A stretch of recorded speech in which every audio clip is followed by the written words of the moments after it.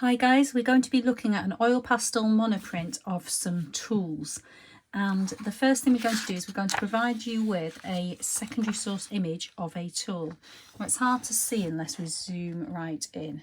If you look at this, from a distance it looks okay, but if you look closely the pixel quality is quite low.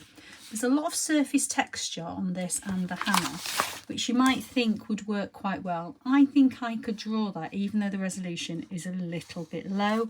But I think I might struggle with some of this. The overall profile is quite clean and clear, so you could work with it possibly, but you obviously need to consider and select. If we've done our own photographs of an object and primary source, it's a little bit different. So if I look at this, it is slightly fuzzy. You can't see in that version. If I pull this larger print out in front of me, you can see a bit pixely quality around the edge, but there's a lot of contrast between these areas. So if I'm drawing it even on a smaller scale, I think I can gain the right kind of information. Now, because I've lifted information and pictures from the internet, obviously when we're doing this, we're working for education reasons, so licensing we're only using as exercise-based work, and we'd ideally look at our own. But if we're going to use some of this reference material, it is often worth doing a little bit of a digital edit. So I've been in Photoshop.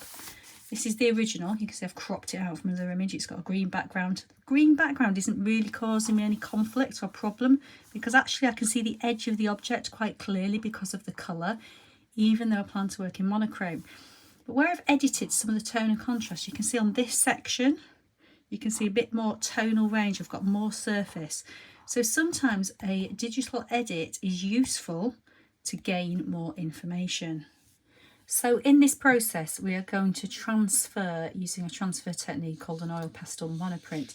If I have a really nice quality printed image on thin paper, thinner the better actually for this process, and I lift it up to the light, I can see through, or pop it in the light box, I can see through where the object is.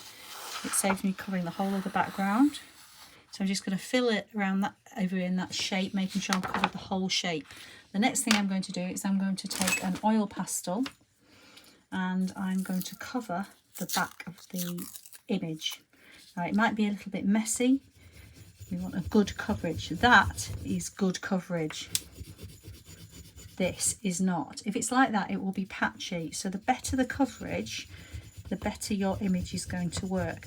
Now when you've done it, you're going to get these little burrs of oil pastel all over the place. I suggest you take your drawing, or this image, and you just drop all those bits into a bin. They are messy, they will get on your hands, they will get onto the cuffs of your shirt.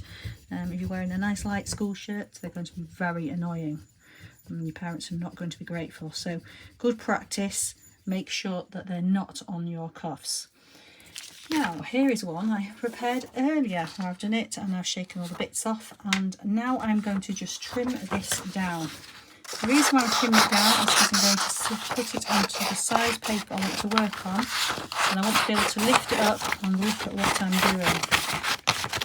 So now I've got it trimmed down. I need some masking tape because I'm going to position it and then want to reposition it later. So I have the image on the cartridge and I'm working on a really nice hard table surface. You want to work on something nice and firm. I have an HB pencil, do you like the joke? And it's reasonably sharp. Now what's going to happen here is I'm going to start drawing a line and it's going to transfer below. So this process is a transfer technique. Where the line gets lighter, I am drawing lighter. There's one of those little burrs. I've blown it away. Oh, I've knocked the image off. So using a piece of masking tape so I can lift and look and see what I'm doing, I'm going to now draw over this image. Where the line is clear, I'm going to press hard. You see what's happening?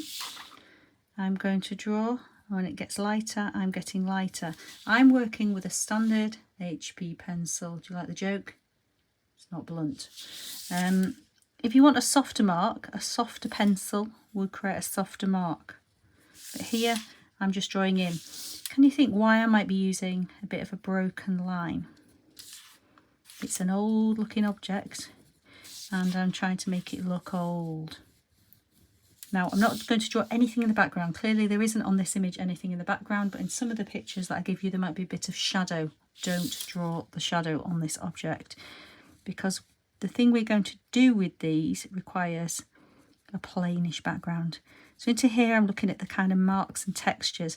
Now this is kind of slightly darker than that section there, so I'm adding some darker areas, bit pressure to create that darkness. Got the little marks I'm adding in. I can layer up and build up those marks. In here I'm looking for directional lines. See there, those lines that come down the surface of this object, vertical.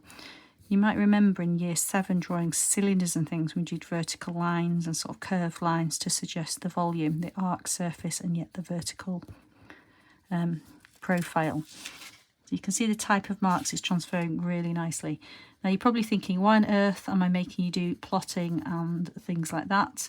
Because we want to teach you how to draw with plotting and get accuracy in your drawing as a general thing.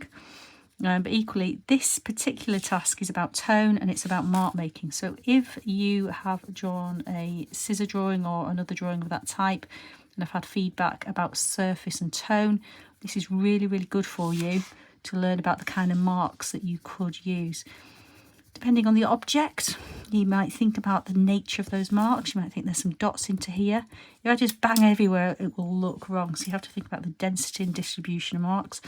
Look, that section's lighter than that section, so this is darker. Now, how am I going to know where to draw darker and lighter? I'm going to have to keep lifting and checking. Quite like those marks. So I'm building up, drawing in. Now, if you just draw really clumsy lines, you're going to get really clumsy marks. It's not going to look good. It's going to take a little bit of time, but if you just do it patiently and carefully, lifting and checking, you'll find that you get quite a nice image. Now, you might say, oh, I've done a bit too dark, I need to do a restart. You probably don't. You probably could modify what's around the area. We learn more from what doesn't work than what does work. So the more I want to develop my work, the more material knowledge I gain, the more control I have in arranging materials. Now, I could work more systematically from one edge across and in.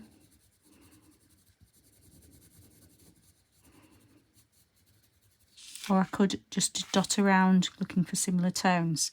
We all work in slightly different ways. There isn't really right or wrong in here. I'm just drawing little marks and exploring what's there. You need to keep lifting and looking to see how those marks are translating.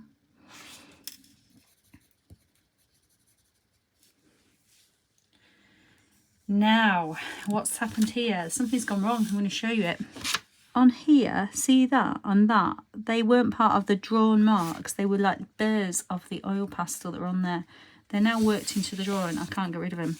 So I'm just going to have to leave them there. It does not matter. This is part of the process. So those incidental marks, you'll get them into the background to some degree as well. Go with it. Just leave them. Don't be a perfectionist. They will actually look quite cool. So, see, I'm still making little changes and modifications. I've only got the spout really left to do. Right, guys, I've done a massive leap forward because I've basically plotted the whole thing in really rapidly.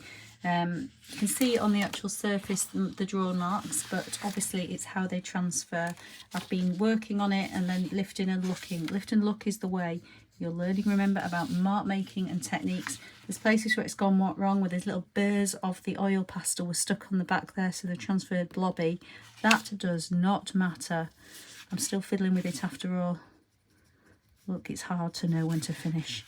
But give it a go. And remember, it's just a quick way to develop mark making. You'll learn loads. You learn loads rapidly from doing it. So that's what it's about. I look forward to seeing them.